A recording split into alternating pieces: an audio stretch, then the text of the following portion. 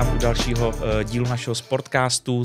Mé jméno je Jiří Horák, jsem moderátor tohoto podcastu. Se mnou je tady dneska vzácný volejbalový host Mára Bér. Ahoj Máro. Ahoj.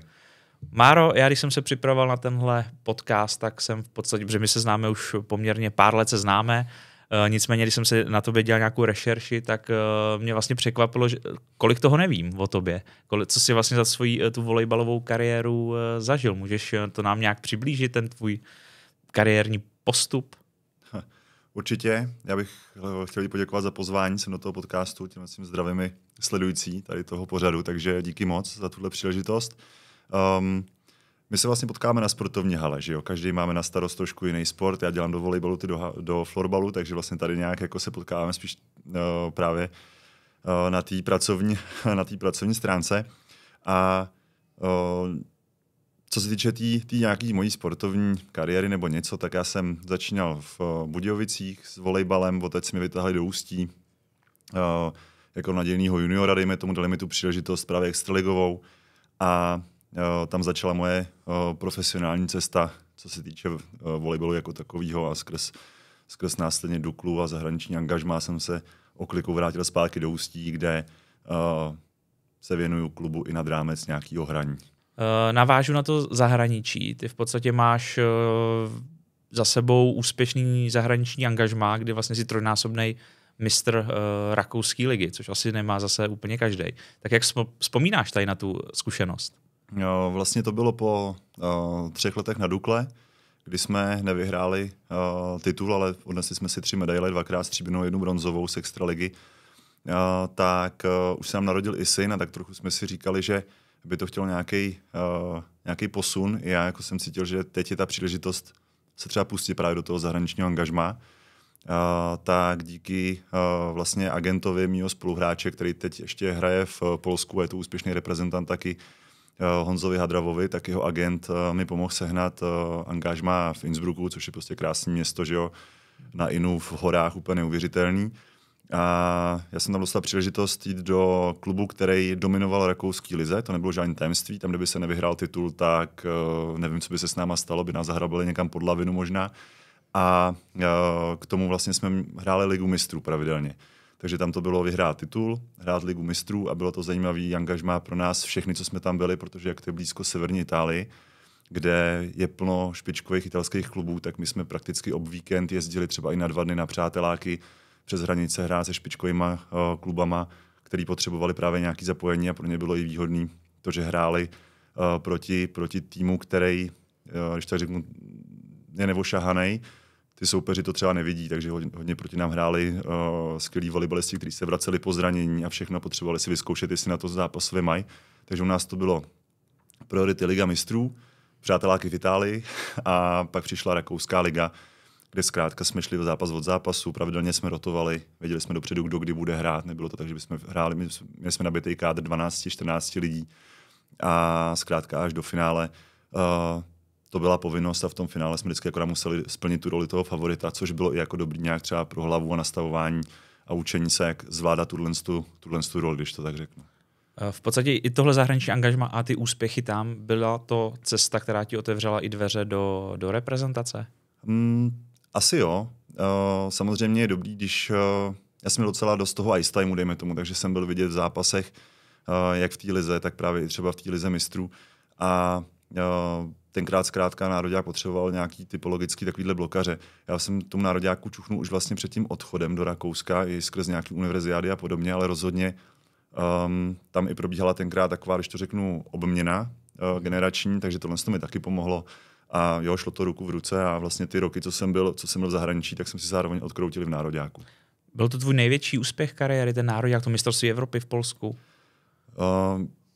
Je to něco, o čem asi jako každý kluk sní, že chce si zaspívat hymnu, chce prostě nastoupit v tom národním dresu. Takže já jsem za to strašně moc vděčnej, i vlastně trenérům, kteří mi dávali tu důvěru. A tam vlastně jsem zažil trenéra, který, jako když to řeknu, jako mým největším takovým mentorem, vzorem a všechno. Je to Miguel Falaska, který už bohužel nežije mezi náma. Takže to bylo i takovýhle jako různý propojení, strašně moc jako informací, které jako zkrátka jinde hráč nedostane. A jo, dalo by se říct, že tohle to byl jako největší úspěch, který vyvrcholil Já jsem teda hrál ještě potom, myslím sezonu 1, ale na to mistrovství Evropy to byla velká věc v tom Polsku, navíc se nám tam povedlo postoupit do 8, přes Francouze, což byli úřadující mistři světa, takže velký zážitek a paráda. A ještě tenkrát to bylo super, když jsme se vraceli z Polska, tenkrát byla billboardová aféra v Čechách. To bylo ty zakázané billboardy a ta firma nebo ty firmy to vyřešily, takže všude byly ty české vlajky. A vlastně jsme se vraceli z toho mistrovství jako s výborným pocitem, pak nás teda vyklepli Němci, kteří byli o třídu jinde, nebo vyklepli, ten zápas byl hodně zajímavý, jako bylo nakročeno do tiebreaku, ale pak už se to pohlídali. My jsme vlastně jeli zpátky do Čech, kde jsme měli takový cílový point byl v Jablonci, přes ty kopce a jak se tam jede pomalinku všechno a všude samý billboardy s českýma vlajkama, jsme se to strašně užívali tu cestu zpátky, vlastně jak nás tady vítají jako s českýma vlajkama, tak to tak někdy jako zahrálo, to bylo příjemné. Zmínil jsi, že se ti vlastně narodilo dítě a přesto jste šli se ženou do toho Rakouska. Tak jak těžký to bylo z tohohle osobního pohledu jakoby žít v Rakousku, vlastně v novém prostředí s malým prckem? Rozumím. Ono to bylo, já bych možná té Dukle i zůstal, ale vlastně tím, jak jsem narodil kluk, tak možná tam trošku zahrálo to, jo, dobrý, narodil jsem mu kluk, tak on tady bude chtít zůstat a skončilo tak, že jsme se víceméně nedohodli na podmínkách. Já už jsem začínal mít nějaký věk, dejme tomu zkušenějšího hráče, a zkrátka věděl jsem, jak se pohybují věci okolo a chtěl jsem nějakým způsobem to dorovnat. Ale to se jako nějak nepovedlo dohodnout. Vůbec mi to jako nevadilo, takhle to funguje prostě všude ve sportě, že každý má nějaký představy. A když to tak vemu, tak já jsem vlastně na první sezonu do Rakouska podepsal i za menší nějaký peníze, ale viděl jsem v tom obrovskou příležitost. I co právě mi říkali lidi, co tam funguje. Ona je výhoda, že ten klub má z části slovenský vedení. Tam je Pišta Chrťanský, který, to je Slovák, který to v tu dobu trénoval. Pak ty tam pracuje v managementu. Takže vlastně tohle to taky jako byl dobrý signál, že ten vstup právě pro mě bude jednodušší. Jo? Že jsem věděl, že tam někoho, že se budu moct nějak domluvit. Já teda jako nějaké jazyky umím, těšil jsem se na to, jak si zdokonalím němčinu, což se nestalo, protože v týmu jsme měli 2 Rakušáky a zbytek byli Amík, 4 Brazilci, prostě všechny možné národnosti, takže němčinu maximálně tak s panem domácím. A ta adaptace byla i díky tomu klubu strašně jednoduchá, i právě kvůli tomu, co tam bylo takhle za lidi, tak to jaký byl mezinárodních chvilků, samozřejmě si to sedá. Teď třeba vím, když k nám do klubu podepisujeme cizince, kteří jdou třeba první rok z jejich země k nám, že zkrátka potřebují na tu adaptaci, že to nejde hned. Mě to taky trvalo zhruba 3 měsíce vlastně, než jsem se i do toho kádru nějakým způsobem prosadil, pochopil jsem, jak to funguje, zvykne si člověk na nějaký ten životní rytmus. A tím, že byl malej, fakt malej, tak to bylo, si myslím, ten začátek takový jako jednodušší. Bylo to těžší v takové socializaci, protože v týmu vlastně jsme byli jediný s dítětem v tu dobu. Na druhou stranu v Innsbrucku je strašně velká československá komunita, takže vlastně postupem času jsme na sebe navalili tam plno kamarádů, s kterými jsme v kontaktu dneška. Manželka v létě jela za kamarádkou, která na Sicílii nebo na nějakém ostrově právě mají nějaký pozemek, takže si tam jeli užít dovolenou, takže v tom kontaktu nějakým s nima jsme a tady v tom vlastně to bylo potom docela dobrý. Přesto poslední rok v Rakousku byl bez ženy. Jak těžký to pro tebe bylo najednou? Vlastně to byl win-win pro oba. Protože synátor už chodil do školky a úplně se neskamarádil. My jsme si mysleli výborně, naučí se nějaký základy němčiny. Vůbec, protože zkrátka nějak ani se nechtěl rozmluvit v češtině, tak jsme si řekli, hele, nic, manželka dostala dobrou pracovní nabídku v Čechách, takže odešla do Čech, alež s ní to bylo super. Já jsem vlastně malýho neslyšel mluvit, to už byl konec té sezony předtím.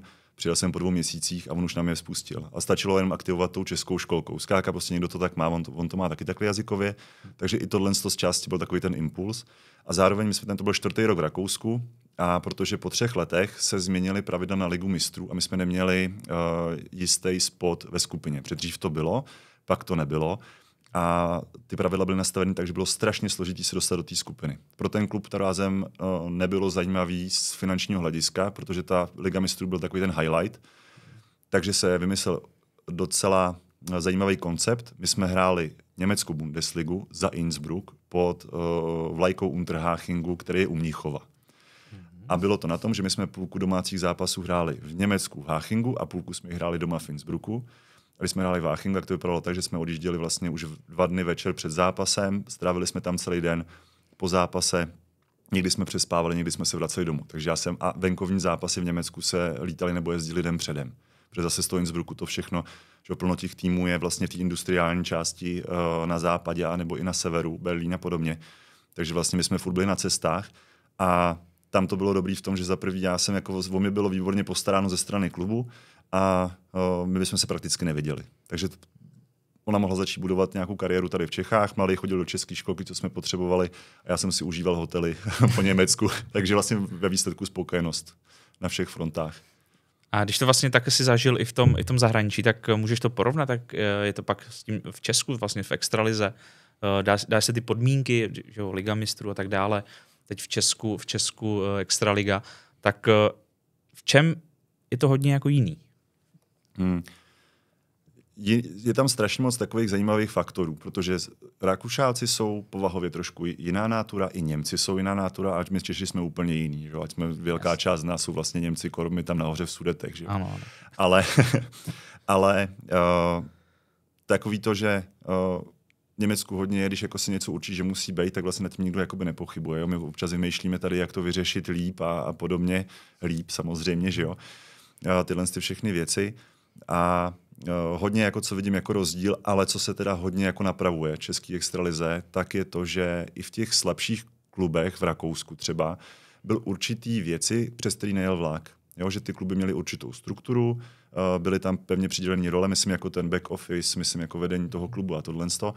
A to tady vlastně kolikrát jako ještě na to neumíme úplně vyčlenit část toho rozpočtu, aby tohle bylo jakože na profesionální úrovni. A v tom Rakousku taky. Tam byly týmy, které byly složený ze studentů, 2-3 cizinci a pak i kluci, který k tomu třeba dělali nějakou práci.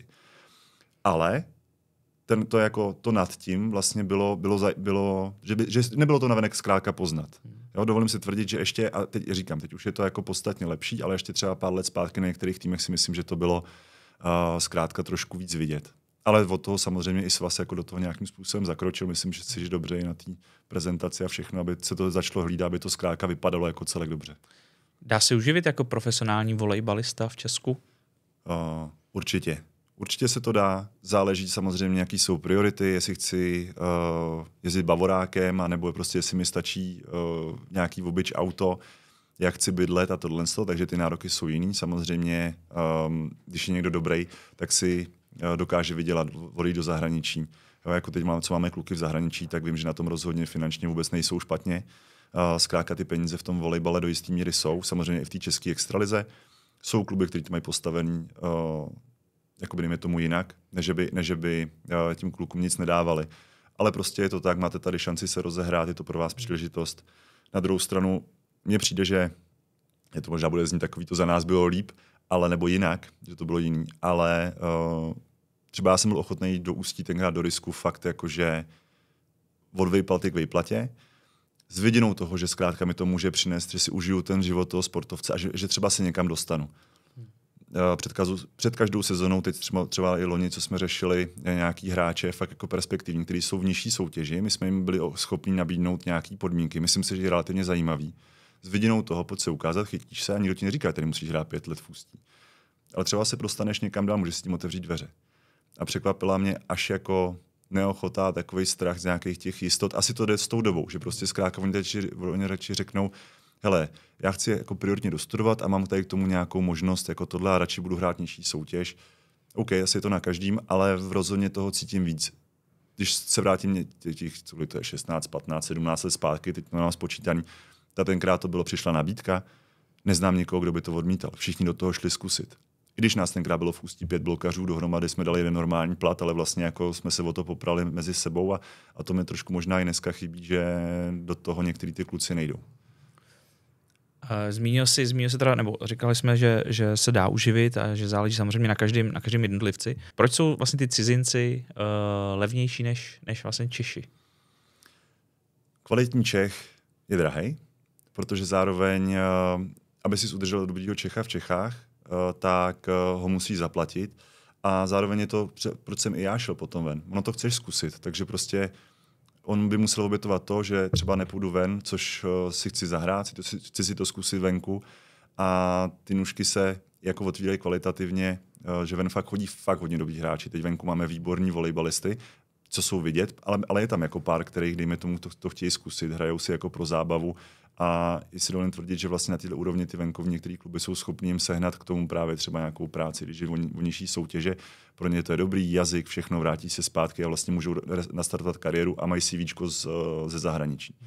Proč ne? Vlastně tohle je docela win-win, si myslím pro ně.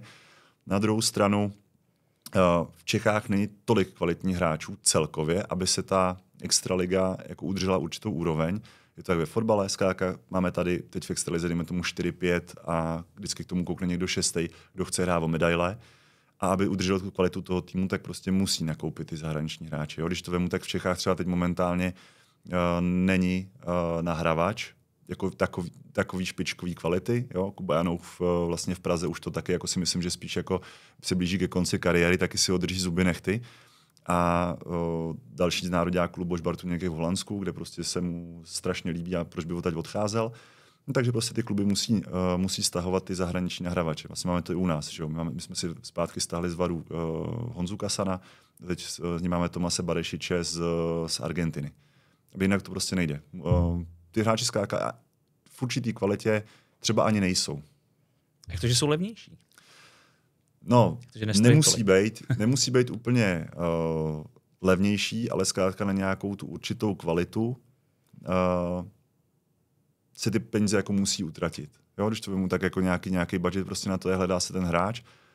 No a já si myslím, že tohle je potom spíš otázka třeba i na ty hráče teď, jako proč vlastně jako nechtějí jako by se mít, jestli to úplně jestli jsou úplně levnější, nedokážu odhadnout, protože máme kluky za docela výhodný peníze, já si myslím pro všechny strany a zase některý prostě mají ty nároky o mnoho vyšší. Ale zase na druhou stranu mají třeba oproti tím cizincům odehráno víc, i když třeba kvalitativně nemají, ale mají za sebou 4-5 sezon v extralize, tak mají nějaký kredit. Tady ten kluk třeba jde jenom s 1 rokem z Finska, tak je jasný, že si nemůže tolik vyskakovat. On se zase musí ukázat, že to je pro ně nějaký další krok. Nehledě na to, že jsou jinak nastavení třeba mentálně, že to mají právě, oni nemají problém s tím jít ven. Pro ně to je, ještě pro ně z nich studuje dálkově, třeba Kanaďani a Mínci tohle to mají hodně běžně. A vlastně, nechci říct, že jsou to nějaký sportovní turisti úplně, jo. Samozřejmě tomu sportu dávají hodně a prakticky všechno, ale pro ně to je taky jako fajn job vedle před nějakou kariérou potom. Pojďme asi do Ústí. Ty si vlastně ten konec té své hráčské kariéry spojil právě s Ústím, kde jste zažili jak úspěšnější sezony, tak i ty méně úspěšné. Tak na kterou sezonu vzpomínáš nejvíc? Kdy vlastně tuším, že jste teď, nevím, 6., 7. se skončili po základní části, hráli jste v playoff, byla asi euforie, tak jak jsi užil tady tu euforii v podstatě? Já vlastně jsem se do Ústí vrátil, protože jsem to slíbil právě Mírovi Přikrylovi. Když jsem odcházel do Dukly, tak mi odpustil výchovný. Což samozřejmě tenkrát pro mě bylo dobrý, ale řekl, ale jednou se mi vrátíš a budeš mi tady pomáhat. Tak jsem řekl, jasně, podali jsme si na to ruku a takhle to funguje s Čírou jako na všechno, takže když se na něco podá ruka, jak to platí. Takže jsem věděl, že zkrátka se vrátit musím, ale vůbec toho nelituju, když to tak řeknu, toho návratu. Já jsem se vrátil a vlastně to bylo rok, kdy na konci sezony začal covid. Ten nás zachránil, tam se nám vůbec nepovedla sezona a mířili jsme do baráže, takže tenkrát jsem si ještě baráž nezahrál. Ale vlastně hned další rok, tenkrát vlastně k nám přišel Luboš Bartuněk, o tom jsem se bavil, za mě skvělý nahrávač, který je trošku tvrdohlavý a potřebuje vždycky trošku usměrnit, ale my jsme s ním nějak vždycky jako uměli v tom Ústí fungovat. Právě s Jirkou Kořínkem a tady s tou partou, jak jsme se vždycky trochu usměrnili a doufám, že se na tohle podívá. A vždycky si z toho děláme srandu, že tady jsme to s ním uměli a on už dneska je mnoho klidnější. Ale on to s tím sebevědomí a tohle on tím dělal ten tým. A i to vlastně bylo ten úspěch. My jsme sezonu odehráli bez fanoušků tenkrát, tak jsme si z toho dělali srandu, že vlastně tak to je, takže my musíme hrát úplně bez fanoušků, aby jsme něco uhráli. Ale vlastně po základní části, já mám dokonce dojem, že jsme hráli 5. místo, protože vlastně rok na to jsme mohli přihlásit Challenger, evropský pohár. A je to možné. A takže myslím, že jsme byli 5. A to je jedno. Potom v playoff jsme narazili na Prahu, která už tenkrát měla nějaký vyšší ambice a tam jsme skončili, ale jako potom v dalším tom kole. Ale ten tým byl zkrátka docela zajímavě postavený. Měli jsme 2 výborný smečaře. Luboš právě skrz tu nahrávku ten tým vlastně jako do jistý míry udělal tu základní část celou a byl to velký úspěch. Díky tomu jsme si mohli potom zahrát ten pohár evropský, takže zase v Ústí prostě na volejbal, že jo, přijel Záhřeb a taky super nějaká zkušenost a tohle z toho. A pak to teda šlo trošku dolů, vlastně měli jsme už jiného nahrávače, nahrával nám Jirka Srb a měli jsme trošku jinak poskládaný kádr, ale zkrátka už to výkonnostně nebylo tak, ani na tom hřišti se nějak úplně nezadařilo, když to řeknu, aby jsme zopakovali nějaký ten úspěch, ale zase na druhou stranu vždycky jsme dokázali tu ligu tak nějak jako v klídku držet, když to řeknu, no, že to nějak se to hrálo na ten střed tabulky, tam asi, kde jsme jako měli bejt. No. Takže tohle bylo fajn. A pak to přišlo. Pak přišla ta sezona, kdy se vám vlastně vůbec nedařilo. Já vím, že jste měli nějakou hrozně dlouhou šňůru i jako proher za sebou. Jak třeba těžký je pak vstoupit do toho zápasu? Třeba pracujete nějakým způsobem i s tím jako mentálním nastavením, protože přece jenom, já mám dojem, že to bylo nějakých 10 třeba zápasů v řadě, kdy se prohrálo. A teď jako co s tím? Kdy a jak to zlomit? No, mě to strašně mrzí, protože vlastně ten tým na papíře vůbec nevypadal špatně. My jsme šli do sezony, když nás viděli soupeři, takový to před začátkem sezony, tak trochu zvedlí v obočí, říkali ty jako zajímavý přestupy, všechno tohle vypadá to na papíře dobře. Bohužel si to nějak úplně nesedlo. Mrzí mě to vlastně vůči Ondrovi Žabákovi, což je nejmladší trenér v extralize, který vlastně první sezonu dostal zleva, zprava, všechno možný, prostě tam problémy, které normálně trenéři neřeší, tak najednou prostě on musel řešit, takže pro ně to byl taky křest ohněm.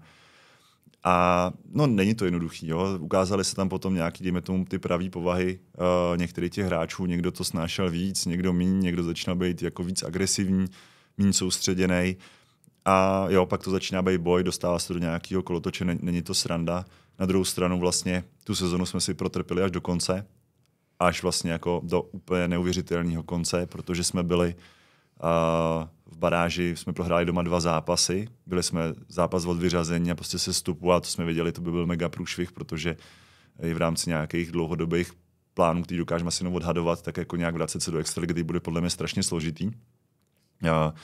No, takže došlo k té baráži slavní, kde ale na druhou stranu musím říct, že po těch 2 domácích zápasech, tenkrát se mě na to ptali novináři, já jsem řekl, že věřím tomu týmu, že vyhrajeme, protože my tam tu kvalitu máme, akorát nějaký hráči zkrátka musí pochopit, že i když tady nebudou, že musí zabrat na 110% a naopak ty, co tady budou, tak se zkrátka teď nesmí posrat. Takhle to prostě tam, to se muselo řešit napřímo, dali jsme si trochu kartáč, šli jsme do těch zápasů a tam si myslím i pro nás byla výhoda najednou ty Dobřichovice, my můžeme postoupit. A tam se začala ukazovat taková prostě ten rozdíl mezi tím extraligovým a tím a když teda jako u nich hraje strašně moc kluků, kteří mají extraligové zkušenosti. Ale tam se začínalo trošku ukazovat jako ta kvalita naše, to, že dokážeme být trpělivější. Tam se to už ty hráči došlo. Já si myslím, že pak už to nebylo to úplně snadné, ale já si myslím, že už jsme si to dokázali pohlídat. A co víc si přál poslední zápas sezony vyhrát doma před fanouškama. Přišlo strašně moc lidí se na to podívat. Já je teda podezřívám, že plno z nich přišlo, že chtěli vidět, jak to teda jako bude vypadat, jak to dopadne, ale byli jsme poslední extraligový tým, který hrál, protože finále už bylo hotový. Takže my jsme hráli vlastně poslední zápas sezony, byl ten náš, takže skončilo to vítězstvím. Super, strašně moc emocí. Pro mě to bylo jakoby hodně srovnatelný, že sice to není žádná medaile, ale když si zpětně vezmu různý ty úspěchy, tak tohle je jako ten top. Protože prostě jsem věděl, že jsme to udrželi, hotovo. A i potom, když jsem nějak mluvil ke klukům v šatně, jsem říkal, čím jste si teď prošli, tím si neprojde naprostá většina sportovců. Jako vyhrát finále a prohrát finále je úplně jiný mentální nápor. A já jsem to srovnání prostě z té kariéry mám. Jako hrát ve finále a v té české extralize se nám to nepovedlo 2krát. Jako je to strašný pocit. A pak se mi podařilo nějaký ty finále vyhrát a zahrát dobrý zápasy všude možně. Ale vlastně jako ta baráž, jako co se týče toho tlaku, to je úplně jiný sport. Já si jako myslím, hráč, který tím neprojde v jakýmkoliv sportu, tak jako nezažil to sportovní peklo, protože prostě tam hraješ, to je život a smrt zkrátka. Jako tam se může rozhodnout úplně o všem. Takže o to potom jako ta radost byla větší a fakt jako bych to zařadil i k tím jedním jako největším highlightům té kariéry, by to už bylo teda, by to bylo takovýhle situaci. No já v podstatě ano, 0-2 to bylo, to si moc dobře pamatuju, koukal jsem na to, říkám, ty teď je 2 zápasy venku, to asi budete mít těžký, tak to byla asi ta chvíle, kdy vlastně, jak si zmínil, jste si dali kartáč, tak tam se vlastně asi ukážou ty lídři té kabiny. předpokládám, že ty hlavně promlouvají a vlastně asi kartáčou i ty ostatní. Tak kdo je tam třeba lídr? Je to Jirka Kořínek, třeba, který už tam taky je pár možná skoro 10 let, když to tak přeženu, ale inventář v týmu, ale tak kdo i v té kabině takovej ten, kdo prostě řekne, hele, posrali jsme to, jdeme otočit list a jdeme do toho. Padlo tam od každého pár slov, ale potom vlastně druhým prohraným zápase ani jsme na to moc neměli čas, protože přišel Sir Ferguson Žaba do šatny a jako to byl asi největší fan, co jsem kdy zažil. Jako šatnou lítali stoly pomalu a všechno, tam jako pár kluků to mělo jenom to. Tak už vím, proč se teď předělává ta kabina. My jsme museli rekonstruovat na letošní rok šatnu, možná to bylo to definitivní, co ta šatna potřebovala, demolici. A takže tam tomu řekl jako dostatek. A bylo to tvrdý, ale bylo to pravdivý. Prostě nebylo to konkrétně na jednotlivé osoby, ale vlastně myslím, že v každý si v tom našel to svoje. Právě to, že někdo zkrátka musí ukázat, že je chlap, že jo? Někdo naopak, že jako ať si nemyslí, že když tady jako v další sezonu nebude, protože plno lidí už bylo podepsaných do různých jiných klubů, že zkrátka jako to je jedno, ne, prostě dokud seš tady. A pak už tomu jako nebylo ani moc co říkat, takže vlastně on tady tím řekl, co potřeboval. Pak už v týdnu jsme si v klidu odtrénovali, tam tenkrát jsme si dělali srandu z toho, už jako museli jsme to trochu zvolnit, tak říkal, musíme se snížit na prvoligovou úroveň, zrušili jsme tréninky, sešli jsme se 2krát odpoledne akorát a naladili jsme se hlavně na ten sport, aby nás to bavilo, přijeli jsme tam a tohle. Ale jako každý si k tomu něco řekl, ale tohle ta řeč tenkrát, nebo řeč, to bylo jako řev, erupce emocí a lítajících věcí a takhle, takže vlastně jako asi to jsme to potřebovali. No. Tak udrželi jste se, tak asi to padlo na úrodnou půdu. Přesně tak. Kdy jsi vlastně ty už jako začal cítit, že se blíží tvůj hráčský konec? Nebo to bylo nějaký náhlý rozhodnutí, nebo jak jsi k tomu dospěl? Ono loni, během té loňské sezony se staly určitý věci zdravotní. Na mé straně já jsem lehnul před Vánocema se zápalem plic, z ničeho nic, zkrátka jsem odjel do špitálu, zůstal jsem si tam přes týden poležet na plicním s oboustranným zápalem plic před Vánocema a ta rekonvalescence z toho byla fakt dlouhá a vlastně zapojil jsem se až do té baráže. Jo, takže už tam bylo jasné, že už úplně to fungovat nebude, zároveň jsem začal tak jako hledat nějaký zadní kolečka, už jsem do toho si našel nějakou práci ještě k tomu volejbalu, co bych dělal po sezóně. Takže vlastně tam už to nějakým způsobem do sebe začalo zapadat a spíš jsme začali vymýšlet, jakým směrem se to pak bude ubírat, co budu dělat a takhle. Takže to byl nějaký jako proces, který stejně musel jednoho dne přijít a takhle to dopadlo. Teď jsi teda asistentem trenéra. Jaký to je trénovat vlastně kluky, se kterými si že byl na jedné lodi a teď si trošku, řekněme, na jiný lodi nebo v jiný kajutě, když to tak přeženu. Jaký to je pocit, jako takhle trénovat ty kluky? Je to... Mají k tobě autoritu? Jo, tohle to jako problém není. Zase ty kluky, který i ten tým prošel docela velkou obměnou. Takže ty mladí kluci nějak ke mně přistupují a ještě do toho trénuju i mladí. Takže tak se jako potkává. Ty jsou na to zvyklí, že jsem je třeba trénoval, i loni jsem na některé zápasy jezdil s mladejma, potom právě jak jsem nehrál už. Takže tady v tom problém není. Ty noví kluci, co přijdou, tak to taky nějakým způsobem berou. Už tam cítit to, že když přijdu do šatny, tak už to nejsem ten spoluhráč, ale vlastně co tady jako dělám, že jo? Už to začíná být takový drobný rozdíl. Já myslím, že nikdo to nemyslí jako špatně, ale zkrátka drobný nuance už tam začínají být. Takže do šatny zbytečně nelezu, spíš s ním jako řeší člověk věci mimo. A zbytek je úplně v pohodě. Já mám jako dobrou partu, která jako dobře maká, jim jasný, že by byli sami proti sobě, kdyby nějakým způsobem to nefungovalo zkrátka. Ty jsi vlastně i začal fungovat marketingově pro SKVčko. Co si ty myslíš, co chybí českému volejbalu k tomu, aby byl třeba více atraktivní nebo více navštěvovaný? Já se tady pohladím trošku, protože myslím, že není víc lidí v Čechách, kteří by zakladali víc facebookových profilů extraligovým klubům. Protože já jsem tenkrát zakládal, když jsem šel do Ústí, tak jsem zakládal SKVčkovej.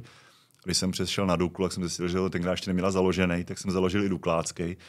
Takže mám tady zářez na pažbě dva profily, teda tenkrát ještě facebookový. Jo, pak přišel Instagram, postupně to ušlo za lidma, kteří se na to starají. Jakým způsobem mě to vždycky bavilo, tahlo mě tomu, dělali jsme si různé projekty, které jsme třeba nerozjeli úplně, nebo jsme to utli kvůli nějakým věcem a tak, okolo volejbalu. A když jsem se vracel zpátky do Ústí, jak to byla jedna z věcí, kterou tenkrát tady bylo potřeba řešit. Tím, že jsem k tomu nějakým způsobem blízko, tak jsem se do toho taky vrhnul a nějakým způsobem pro klub tohle to dělám, že to tak řeknu. Co se týče té druhé části otázky, tam se docela dobře nastavily procesy na svazu, který byť pozdě, což sami si myslím ví, tak se nastartovalo takové povinnosti pro ty kluby. Protože byly fakt kluby, kteří tady na to úplně prděli, prostě nepřipadalo jim to důležitý a jako v obrázek to vypadalo špatně. Jo, to, že ten klub se tomu nevěnuje, to je asi jako jejich věc, ale jako celek to vypadá špatně, když zkrátka někdo to má nabombený a pak prostě přijde někam, kde nic, prostě tam jenom se válí takový ten suchý cash. Prostě běžet stepní. Jo, běžet stepní, to je on, přesně. Takže tohle se podařilo vymítit a teď už je to na každým, jak to pojme. Jsou kluby, kteří to pochopili skvěle, který do toho i ty peníze vidí, že do toho investují nad rámec nějakých dotací a takhle, co jsou od svazu a prostě jedou. Až se můžete zeptat, co jsou ty povinnosti? Co jakoby se třeba za ty 3 roky změnilo? Co teď jako musíte dělat nebo můžete dělat? Dostali jsme takový manuál, zkrátka, co by měl mít každý klub a jak by to měl prezentovat, co by s každým zápasem mělo fungovat, jo, že tam je nějaká pozvánka, tím nemyslím teď přímo pozvánku, že jo, jako facebookovou, jakože událost, to už moc nefunguje, ale nějaký posty, jak se hrálo, co se hrálo, odesíláme na svaz rozhovory na videích s hráčema, dělají se sestřihy, dělají se tady ty různé věci, takže vlastně už je povinnost mít fotografii. Jako pro mě to bylo strašné překvapení, vlastně, že plno týmů fakt jako fotky ze zápasů fotilo na mobil a jako jednu fotku a stačilo jim to už teď nejde zkrátka, ty tam prostě musí být dobrý fotky. A to tak jako střípek ke střípku, postupně se vždycky o něco nafouklo, uvidíme, co bude dál. Teď vlastně si myslím další věc, tak co čekám, uvidíme v této sezóně, uvidíme od příští, budou ještě jako zkvalitnění přenosů. To je jako další věc, že jo, tam vlastně už ve florbalu fungujete na nějaký monetizaci a takhle. A vy taky máte vlastní jako televizi. My máme vlastní Volej TV. Dřív, tuším, dokonce. Je to možný, protože tam tenkrát se něco úplně nepovedlo, tak se musela vytvořit vlastní platforma, která vlastně není vůbec špatná a uvidíme, co s tím bude dál. Takže ale zase musí tam být nějaká kvalita, aby se s tím dalo nějak dál pracovat. Tak se tě, Máro, zeptám, co vlastně můžeme očekávat od volejbalového klubu třeba v Ústí v nějakém horizontu 2-3 let, ať už sportovně, ať už třeba i tom marketingově, plus jak vlastně jaká tvoje role bude v téhle budoucnosti? Já si myslím, že nás čeká jako dobrá budoucnost, protože klub jsme stabilní, máme dobrý jméno, díky tomu se nám daří dostávat, myslím si, že zajímavý kluky zvenku, protože zkrátka, byť nejsme nějaký velký klub, nějaký úplně jakože s nějakou megastrukturou, tak ty věci, které si tam slíbíme, tak dokážeme splnit a zároveň přinést nějakou kvalitu i pro ty kluky. Takže po té sportovní stránce samozřejmě všechno je to o penězích. Jsme dost závislí, že jo, na městu a menších sponzorech, dejme tomu, ale uvidíme třeba i v tomhle směru se nám podaří nějak se posunout kupředu, bylo by to fajn. Co se týče jako těch věcí okolo marketingových, tak bylo by super to nějakým způsobem zase jako posunout dál. Jo, teď jsme v nějaké fázi, kdy se to trošku aspoň stabilizuje, když to tak řeknu. A je to všechno jako o tom manpoweru, že jo? Kolik se schopný člověk hodin na to utratit a kolik lidí je okolo toho schopný se věnovat. Takže teď je i taková jako dobrá doba, kdy se nám daří to stabilizovat, tady to prostředí. Klopili jsme se tam docela šikovnýma mladýma lidma, klukama, který to baví, který v tom vidí nějakou příležitost. Když už třeba se nemůžou úplně asi třeba chytit v tom volejbale, tak minimálně tady po té stránce fungujou. Takže já věřím tomu, že nás čeká zářná budoucnost v Ústí nad Labem. A ty konkrétně? Jaký jsou tvoje plány? Ale to je vlastně takový zahalený otazník, protože vlastně teď jsem ve funkci asistenta. Ta funkce mi vyhovuje, učím se hodně věcí, co se týče toho kaučování, protože člověk si plno věcí nějak může jako představovat, memorizovat, nebo jak se to říká, že co by dělal, pak vlastně ve výsledku mu do toho vždycky ta realita hodí vidle, že jo? Takže já jsem rád, že můžu vždycky s něčím přispět, být nějakou oponenturu Žabákovi jako hlavnímu trenérovi, tak nějakou otvírat třeba nějaký diskuzi na nějaký témata a tím si pomáhat. a zároveň sbírám ty zkušenosti u mládeže, kdo vlastně trénuju v juniorce a jezdím jsme na ty zápasy. Tak tam se zase učím psát to postavení třeba. A baví tě to? Naplňuje tě to? Jo, mám to rád, jako když jezdíme furt, mi přijde, že furt hrajeme někde v Ostravě, tak to vás úplně nebaví, jako řídit tu dodávku 4,5 hodiny tam a zpátky, ale pak, když už je člověk na místě, tak si to vždycky užije a je to fajn. Tak jo, my jsme se spolu vlastně ještě dohodli na tom, že bys nám dal do soutěže jednu super akvizici. Co to bude? Přesně tak, máme tam, musím čmajznout na hale samozřejmě, volejbalový balon, který vlastně podepíše naše Ačko, takže to bude zajímavá rekvizita někam třeba na poličku, anebo klidně na hraní, to už je každýho věc potom, takže to bude extraligová galovka, ta je vlastně nejdražší, co teď je, zkrátka. Nic lepšího od galy není, co se týče volejbalu, takže to poskytnu tady do soutěže a jenom akorát teda vymyslete podmínky, nebo to, jak to bude. Podmínky určitě jsou jasný, kdo v podstatě bude sdílet tenhle ten podcast, tak může tady od Máry vyhrát tenhle podepsaný super balón. Máro, já ti moc děkuju, že jsi sem přišel, bylo to super, přeji hodně štěstí, ať už v trenérské kariéře, u mládeže i u Ačka a já pevně věřím, že volejbal v Ústí je v dobrých rukou a že ty úspěchy i sportovní přijdou. Tak jo, super, děkuju za pozvání, doufám, že se vám to líbilo a třeba někde jinde příště. Díky. A díky.